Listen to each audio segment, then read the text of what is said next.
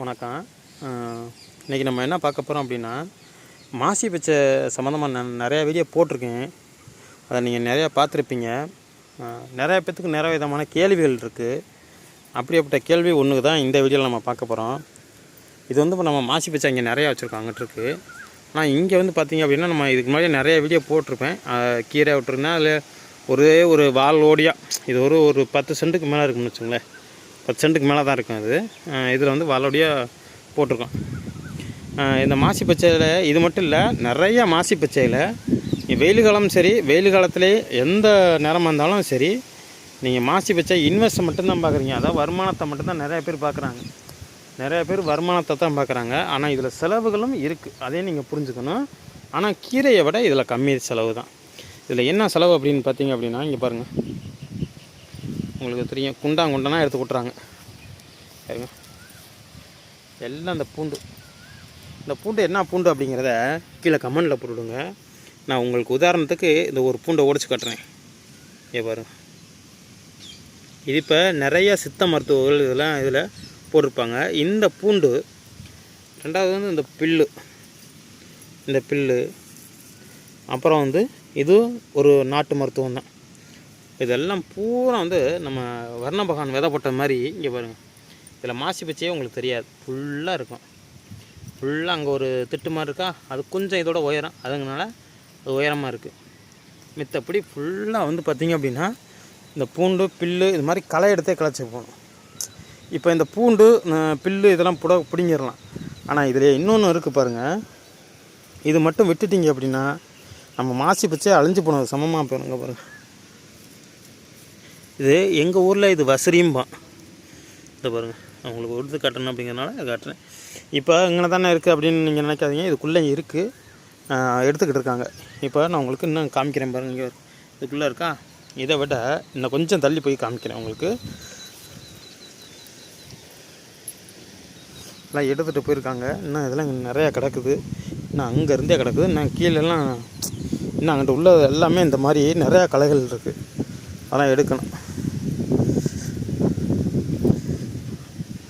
இப்போ ரொம்ப தூரம் போவேன்னா நம்ம இங்கிட்டே கூட உங்களை காமிக்கிறேன். இப்போ இதை எடுத்துக்கிட்டிங்க அப்படின்னா, இதில் கொஞ்சம் ஏற்கனவே களை எடுத்துகிட்டு போயிருக்காங்க.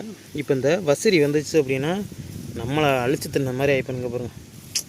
தரையே தெரியாது. இது மட்டும் நினைக்காதீங்க. இங்கே பாருங்கள், உள்ளே போகிறேன், உள்ளேயும் அப்படி தான் இருக்குது. இன்னும் உள்ளே போனாலுமே சேம் அதே தான் தெரியுதா. இந்த வசரி ஒன்றை மட்டும் விட்டுட்டோம் அப்படின்னா, இது மட்டும் இல்லைங்க. இங்கே பாருங்கள்,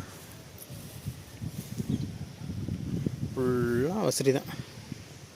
இது ஃபுல்லாக இந்த வசரியை வந்து நம்மளை போட்டு சாகடிச்சிடும். அந்த அளவுக்கு வந்து வசரி வந்துக்கிட்டே இருக்கும். வசரி மட்டுமே தானான்னு இல்லை, வசரி வந்துச்சு அப்படின்னா அதை உடனே வலிச்சு எடுத்துருங்க. கொஞ்சம் விட்டிங்கனாலும் இந்த வசரி வந்து காட்டை காலி பண்ணிவிடும். அந்த அளவுக்கு போட்டு மூடிப்படும். இப்போ இந்த பில்லு பூண்டு இதெல்லாம் கண்டிப்பாக பிடுங்கணுங்க. நீங்கள் மாசி பச்சை போட்டு உங்களுக்கு இடம் மூட வரலாம். அதாவது நீங்கள் உடனே எல்லாம் வந்து பார்த்தீங்க அப்படின்னா உங்களுக்கு இந்த மாதிரி வராது, புரியுதா. இப்போ இது இடம் தரிசு இல்லை அப்படின்னா உங்களுக்கு களைகள் வராது அதிகம். அப்படியுமே வரும், இந்த மாதிரி வரும் பாருங்கள். இந்த மாதிரி நீங்கள் ஆரம்ப ஸ்டேஜில் எடுத்துடணும். இப்போ இது ஒரு 3 இன்ச்சு இருக்கும் உயரம், ஒரு 3 இன்ச்சு 4 இன்ச்சு வரும் இந்த நேரத்தில். அதாவது அடியிலேருந்து தரையிலேருந்து ஒரு 6 அடி வரும். ஒன்று புரியும் காட்டணுமா, ஒரு 6 அடி உயரத்துக்குள்ளே இருக்கும். இந்த மாதிரி இருக்கிறப்போ நீங்கள் வந்து பார்த்தீங்க அப்படின்னா எல்லாம் எடுத்துடணும். ஏன்னா இன்னும் 5 இன்ச்சில் நம்ம அறுத்துருவோம்.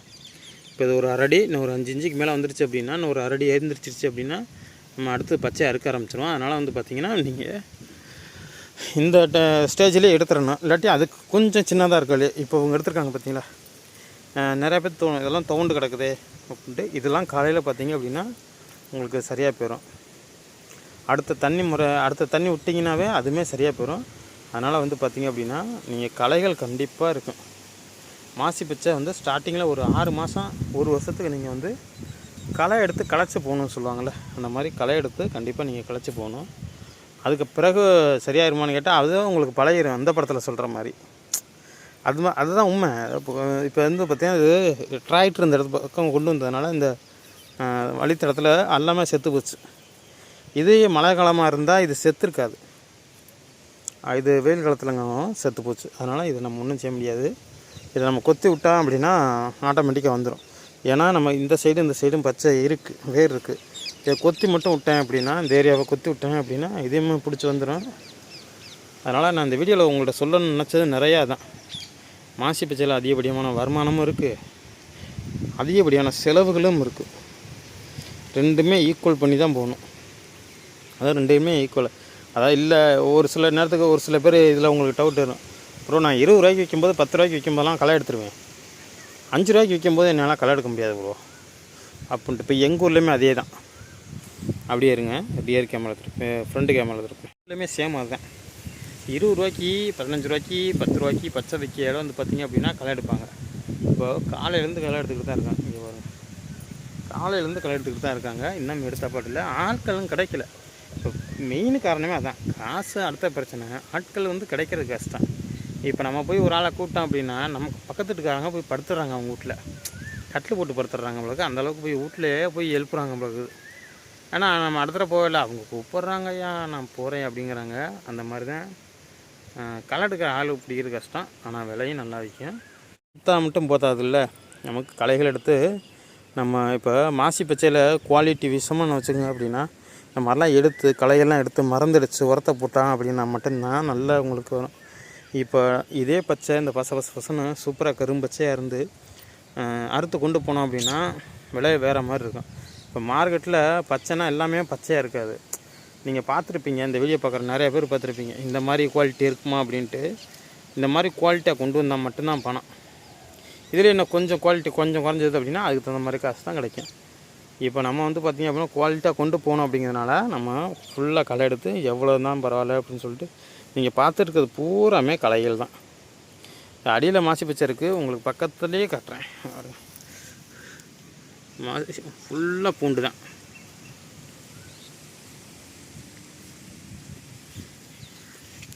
ஒரு சில நாட்களுக்கு முன்னாடி நானுமே பார்த்தேன், இந்த மாதிரி பூண்டெல்லாம் வந்து கூட நாட்டு மருத்துவத்துக்கு யூஸ் பண்ணிகிட்டு இருக்காங்க அப்படின்ட்டு. இது அம்மா பச்சரிசின்னு சொல்லுவாங்க. நான் இது சுருக்கமாக பால் பூண்டுன்னு சொன்னால் தான் எனக்கு புரியும். இந்த மாதிரி மாசி பச்சையில் வந்து பார்த்திங்கன்னா செலவுகள் அதிகம் இருக்குது, வருமானமும் அதிகம் இருக்குது. என்ன இது ஒன்று உங்களுக்கு கஷ்டம் தெரியாமல் இருக்கும், இந்த களை எடுக்கிறது மட்டும்தான் கஷ்டம், வேறு எதுவுமே கஷ்டம் தெரியாது. இப்போ இது உதாரணத்துக்கு இதை கீரை எடுத்துக்கிட்டிங்க அப்படின்னா இது ஒரு மாதம் 30 நாளைக்கு அப்புறம் திருப்பி இதை கொத்தி நமக்கு வேலைகள் நிறையா. ஆனால் இது அப்படி கிடையாது.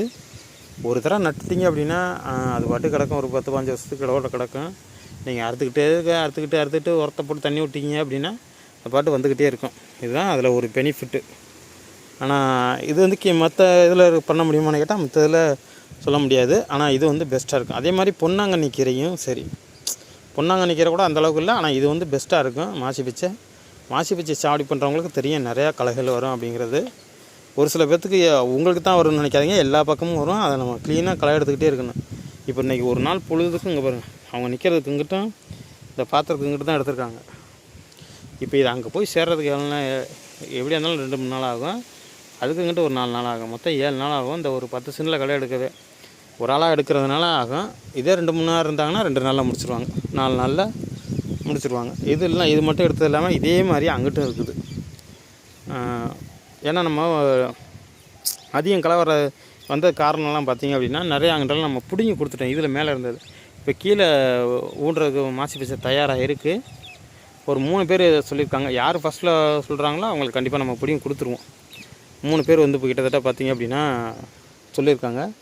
அந்த 3 பேர்த்தில் வந்து பார்த்திங்கன்னா எல்லாருமே 2 நாள் கழிச்சு 2 நாள் டைம் கேட்டிருக்காங்க. 2 நாள் வந்து பார்ப்பேன், யார் ஃபஸ்ட்டு ஃபோன் பண்ணி சொல்கிறாங்களோ அவங்களுக்கு கண்டிப்பாக ஜிபே மூலியமாக யாராவது பணம் போட்டு விட்டாங்க அப்படின்னா ஃபஸ்ட்டு யார் அதாவது ஃபஸ்ட்டாக வரவங்களுக்கு தான். ஏன்னா நம்ம கட்டு கம்மியாக தான் இருக்குது, ஒரு 120 கட்டு மட்டும் தான் பிடுங்க முடியும், அதுக்கு மேலே பிடுங்க முடியாது. அதுக்கப்புறம் நான் கொஞ்சம் டைம் எடுத்துக்கும். இப்போ இதே பிடுங்கனாலும் இதே வந்து பார்த்திங்கன்னா ரொம்ப குட்டையாக தான் இருக்குது. இதை பிடிங்கினா அவங்களுக்கு வேறு கூட வராது. அவங்க ஊண்டுனாங்க அப்படின்னா உள்ளே கூட மண்ணுக்குள்ளேயே எல்லாம் போயிடும். நம்ம வேரோட தான் பிடிங்கி தந்துக்கிட்டு இருக்கேன். அவ்வளோதான், நான் ஏதோ சொல்ல வந்தேன். ஆனால் இந்த வீடியோவில் வந்து வேறு மாதிரி ஆயிடுச்சுன்னு நினைக்கிறேன். சரி, அவ்வளோதான். இந்த வீடியோ ஃபுல்லாக முடிச்சுக்கலாம், இதோட முடிச்சுக்கலாம்னு நினைக்கிறேன். மாசி பச்சையில் களைகள் எப்போ வரும், அதே மாதிரி வரவும் இருக்க மாதிரி செலவும் நிறையா இருக்குது, அதையும் பார்த்துங்க. மாசி பச்சை ஊண்டி தண்ணி விட்டால் அந்த மாதிரி வந்துருமா அப்படின்னு நிறைய பேர் இதுக்கும் ஒரு டவுட்டு கேள்விகள்லாம் இருக்குது. இப்போ இந்த இதில் பார்த்தீங்க அப்படின்னா அந்த இடத்துல ஒரு மஞ்சளாக தெரியுதா, இதே லைட்டாக இருக்கும், இது அங்கிட்டு போனீங்கன்னா கரும்பச்சையாக இருக்கும். கண்டிப்பாக மாசி பச்சைக்கு வந்து இந்த ஸ்டேஜில் இருக்கும்போது நல்லா இருக்கும்போதே தண்ணியை விட்டுட்டு உரம் போட்டு தண்ணி விட்டதுக்கப்புறம் லேசாக அப்படியே ஒரு மறந்த ஒரு 10 ml தான் அடிச்சு விடணும். நீங்கள் பாட்டுக்கு ரொம்ப அடிச்சு விடக்கூடாது. அது என்ன மருந்து அப்படிங்கிறத நான் மாசி பச்சை நான் கொடுத்தவங்கள்ட்டே சொல்லிடுவேன். இந்த மருந்து அடிங்க, வேறு எதுவுமே அடிக்காதீங்க, ரொம்ப செலவெலாம் இல்லை. நம்ம வாங்குறதே வந்து பார்த்திங்கன்னா ரொம்ப பட்ஜெட்டுக்குள்ளே உள்ள மருந்து தான் வாங்குவேன். அதிகப்படியாக நான் மருந்தும் வாங்கி அடிக்க மாட்டேன், காசு கூட உள்ள மருந்தெல்லாம் வாங்கி அடிக்க மாட்டேன். அதனால் வந்து பார்த்திங்க அப்படின்னா நான் கொடுத்தவங்கள்ட்ட இன்ன வரலாம் சொல்லியிருக்கேன், இனிமேல் கொடுக்குறவங்கள்ட்டையும் சொல்லிடுவேன், இந்த மருந்து அடிங்க போதும், வேறு எதுவும் அடிச்சிடாதீங்க அப்படின்ட்டு. ஒரு வேளை உங்களுக்கு மேபி நீங்கள் வேறு மருந்து அடிக்கிறீங்கன்னா அது உங்களோட தனிப்பட்ட பிரியம்.